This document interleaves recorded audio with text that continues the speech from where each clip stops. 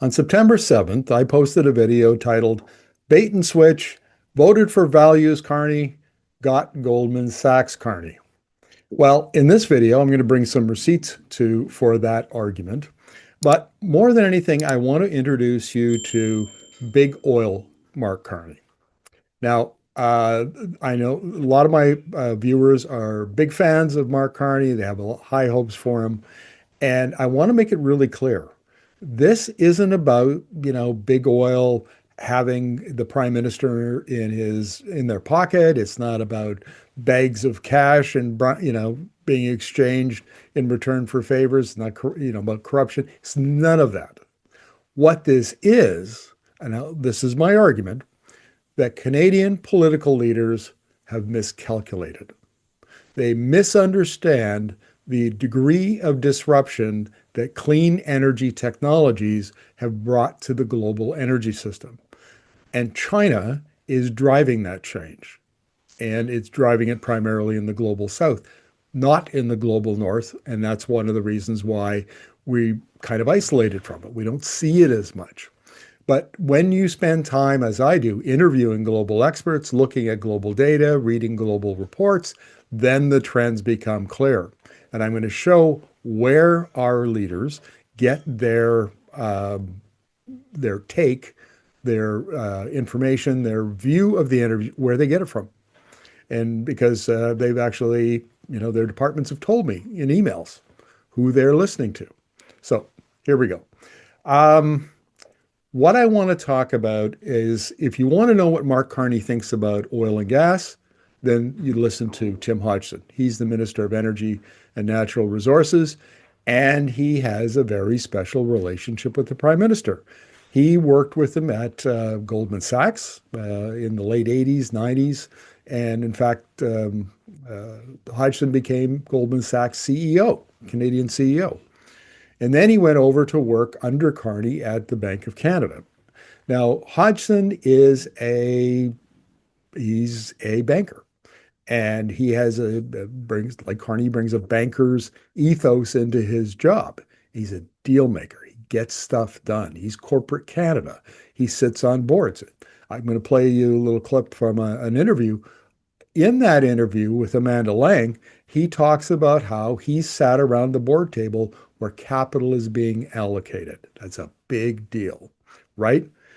Where the smart money is going to invest, they're going to spend billions, tens of billions, whatever it is.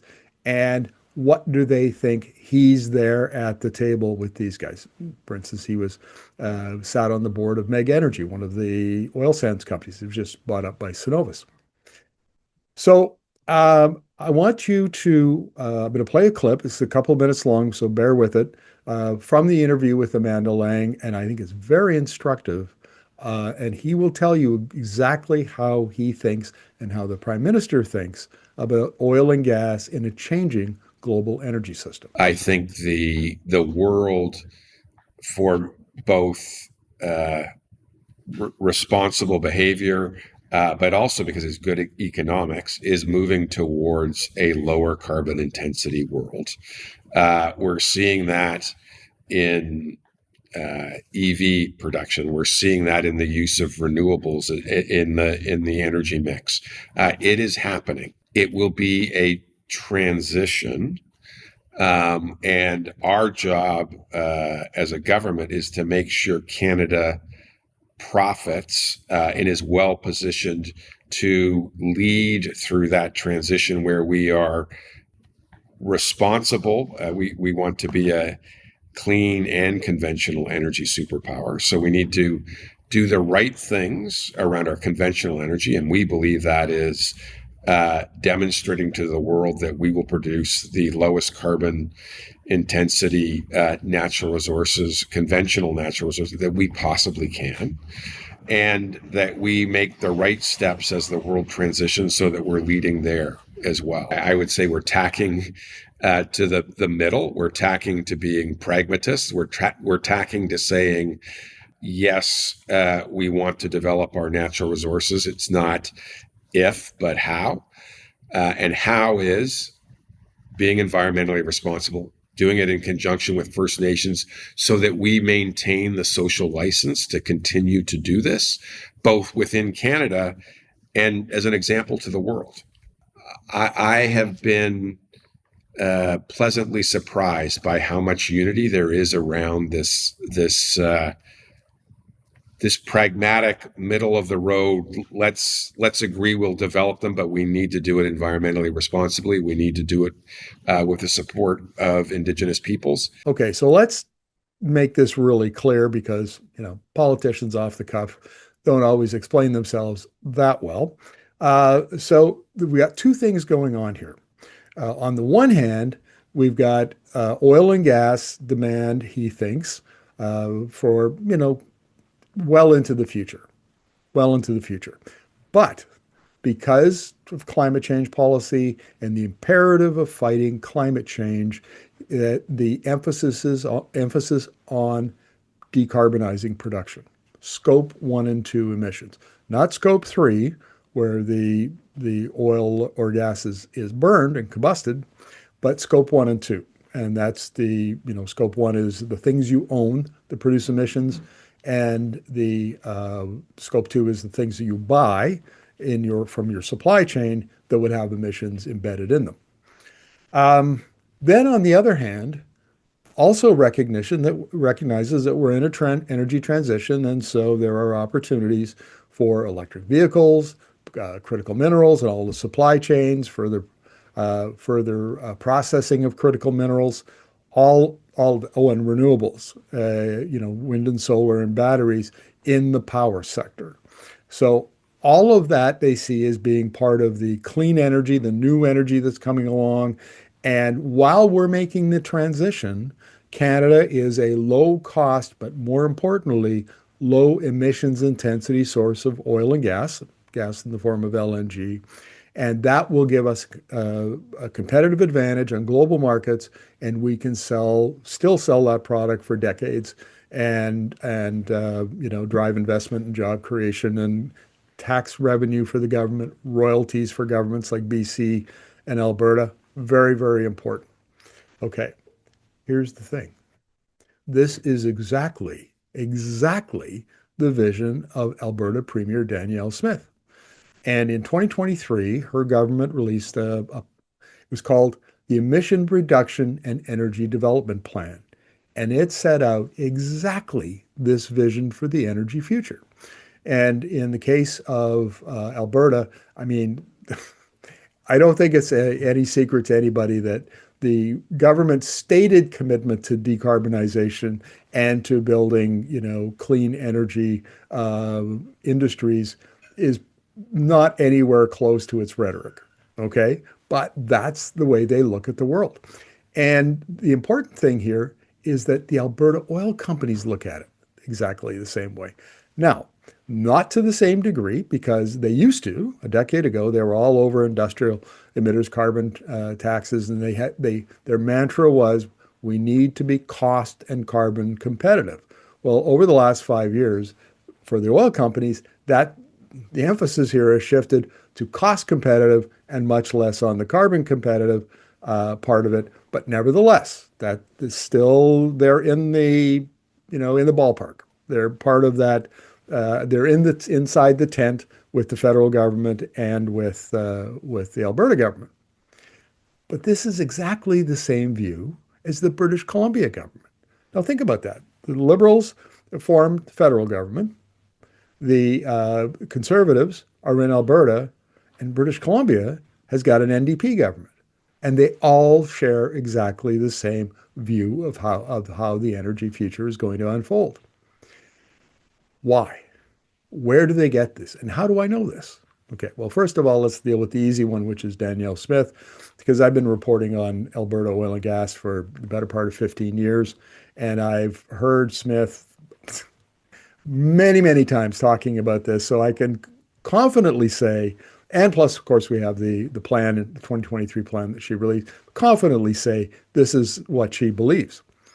But in the case of the federal government, what I did was, and I mentioned this in another video last week, I emailed the NRCan, the Natural Resources Canada, which is Hodgson's ministry. And I said, where is what modeling scenarios, energy demand modeling scenarios are informing Minister Hodgson's view of energy? And they came back and, we had back and forth and we nailed it down. They were very clear. And most of it are the most bullish scenarios from the various forecasting agencies. OPEC, as you can imagine, OPEC has a very bullish view of how oil demand is going to grow by 20% out to 2050. But even the International Energy Agency, it has three scenarios: STEPS, which is the most bullish, the APS, which is the in-between, and then net zero, which obviously is the most bearish for oil and gas. And for the IEA, they're looking at the STEPS scenario, not APS, not net zero. It's STEPS, which is basically a steady as she goes, business as usual for the next 25 years. And then there's a whole range of others, like oil companies, ExxonMobil, BP, Shell, they all do modeling. There are Bloomberg NEF, Verizon. There are literally dozens of agencies or companies, firms, consultants that you can go to, and they put out reports. But those are the main ones. The takeaway for me, based on the emails I exchanged with NRCan, is that they are, STEPS would be their standard, which is steady as she goes. I emailed Adrian Dix's office. He's the Minister of Energy in BC, and I asked the same question. And I got a very similar response. It's mostly STEPS. They name some other forecasters, but modelers, but they're all kind of in the same, bullish kind of approach to how they see the energy future. Not any of the middle of the road ones. Not any of the really, and there are plenty of them, trust me, and not any of the bearish ones for oil and gas. People like Rocky Mountain Institute in the US or Ember Energy in Europe. No, it was the most bullish, and the IEA STEPS, I think, is the most representative of where they're at. So I want to show you exactly what those scenarios look like. So the first one we're going to talk about is the IEA STEPS, various scenarios that comes out of the World Energy Outlook 2024. And you can see that I think they're calling for oil to peak at about 103, 105 million barrels a day. And then by 2050, it goes down to 94. So it loses about 10 million barrels a day. And the government looks at that, and the industry here in Canada looks at that and goes, okay, you know what? We can compete. We are low enough cost in the oil sands, down around 27 barrels, $27 WTI break even. We can do that. We can be competitive. And if we lower we use carbon capture and storage, we lower our emissions by 90%, it's unlikely, but that's what they think, then we'll be both cost and carbon competitive, and we're good out to 2050. But look at the APS scenario. I mean, it's down to 57 million barrels a day. There's a big difference between 57 million barrels a day and 94 million barrels a day, 37 million barrels. And the reason that's a problem is because if it's only 10 million barrels a day, high cost producers will fall off and the market will adjust, and it won't be a tremendous shock to the industry, and Canada can probably ride it out. If it's 57 million barrels a day, that's a much different scenario, because now we're talking about maybe some of the Middle Eastern producers like Saudi Arabia and Iraq, who all compete with Canada in the heavy sour crude market globally. Now it's an entirely different story, and it's not clear whether Canada compete in Asian markets and so on.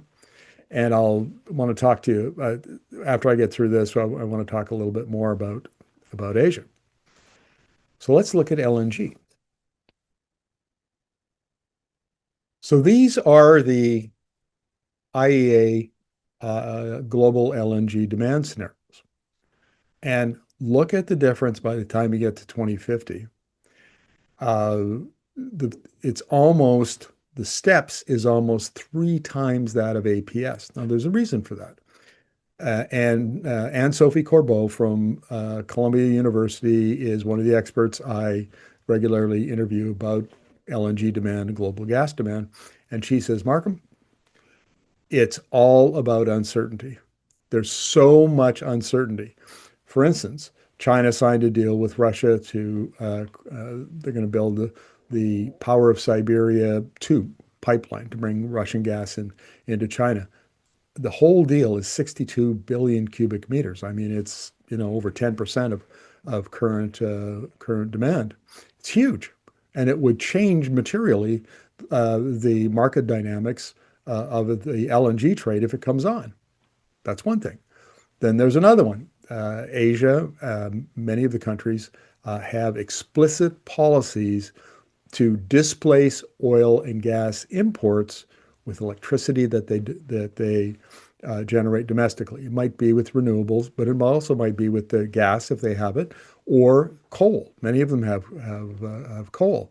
And from their point of view, this is not a climate issue, it's an economic issue.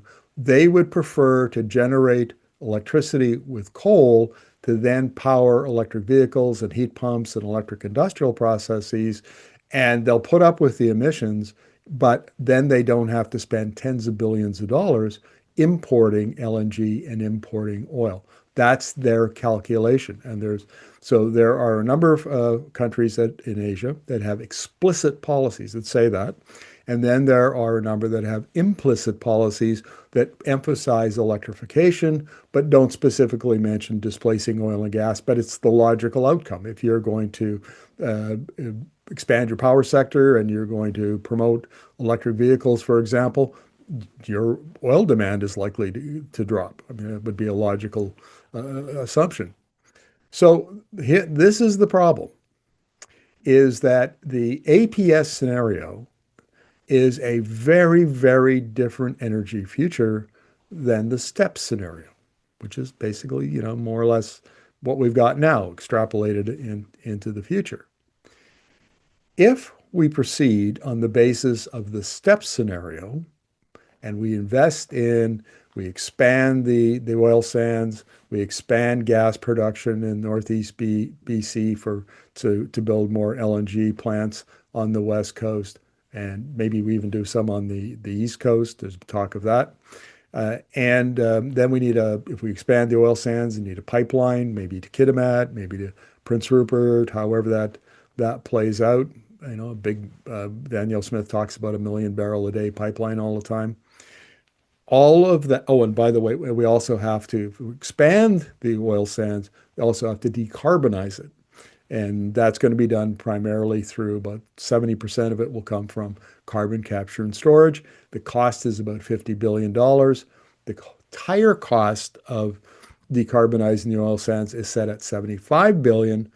And industry has said, and I've got them on the record in an interview with Mark Carman from Pathways Alliance, they've said, we want government to contribute $50 billion of that. So now you think about that.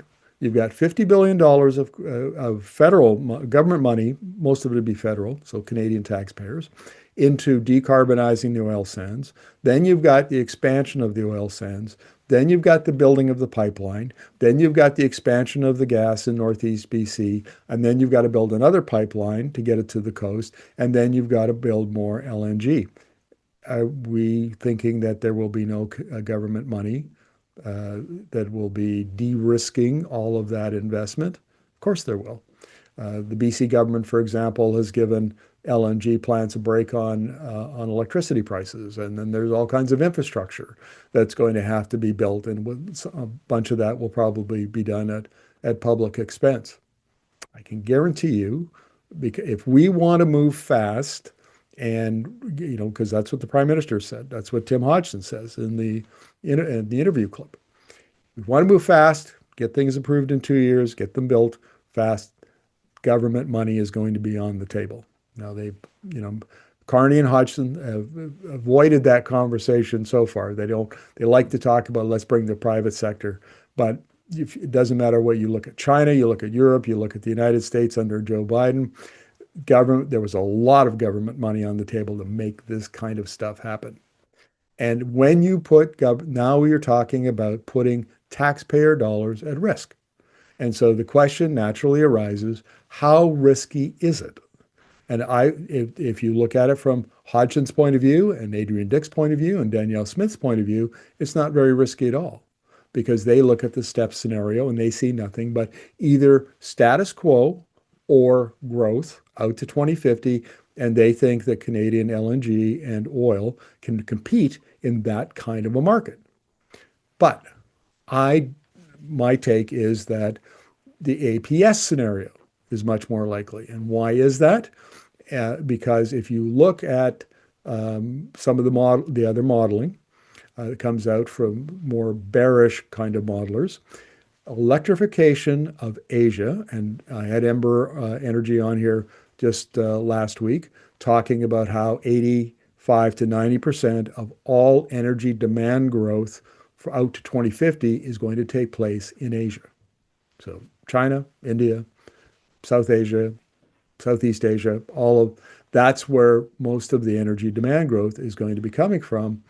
And that is the region of the world that's electrifying the fastest. Now, China is both deploying the technologies, whether it's wind, solar, batteries on the supply side, whether it's electric vehicles, heat pumps, and industrial processes on the demand side. And then they've scaled up their manufacturing capacity, and they're moving out into the global south, into Asia. And they're not only selling a lot of it, they're setting up plants, they're building infrastructure through their Belt and Road Initiative. The speed with which China is electrifying itself and economies around it in the global south, we have missed it in Canada. We're just not plugged into what's taking place over there. We don't see it in our media. We don't see it in our academics. We don't have economists talking about it. The conversation in Canada is very different than it is in Europe and in Asia, where they do talk about these things. It's all they talk about because it's such a dramatic change in the status quo. Basically, these new technologies have disrupted industries. They've disrupted the power sector. They've disrupted the auto sector. Well, what's upstream of the auto sector? It's oil. I mean, disruption is coming. It's accelerating, and from here on in, it's only going to get more and more serious. And because of all of that, I mean, it's a complex argument, and we'll save that grist for another video. But because of all of that, lots of analysts and economists that I talk to think the APS scenario is much more likely than the STEP scenario. We're going to see a significant drop in demand in consumption of oil and gas and LNG. And that's why the fact that the Carney government has basically adopted the Alberta / big oil vision of the future, relies on STEPs and OPEC and others to inform itself, that's the problem. That is right there. It's through our business community, through our banking community, through our policymakers, through our politicians. That is the narrative. And what we're doing in our go forward plan to distance ourselves from the United States and Donald Trump is we're running on narrative, not analysis, not data, not evidence, not modeling even, alternative modeling to the STEPS type scenario. It's all about narrative. People are talking themselves into positions. And that's the problem I have here. We need to have a more fulsome national conversation about the energy future and include the possibility that the energy transition might accelerate, might go much faster, and that introduces risk into decisions. And I think, and based on what I'm seeing from both the BC government, the Alberta government, and the federal government, they are not taking into account the amount of risk that would come along with an APS-style scenario. So, big oil, Mark Carney, I'm kind of surprised, but this is what we have to push back at, and I will ask you, email, write, or call your MLA office, especially if you live in BC or Alberta, and do the same with your member of parliament wherever you are in Canada, because those are national taxpayer dollars. And tell them the very simple message that when they're considering oil and gas projects, is they need to factor in more risk, the risk that comes along should the APS scenario play itself out. And by all means, send them this video.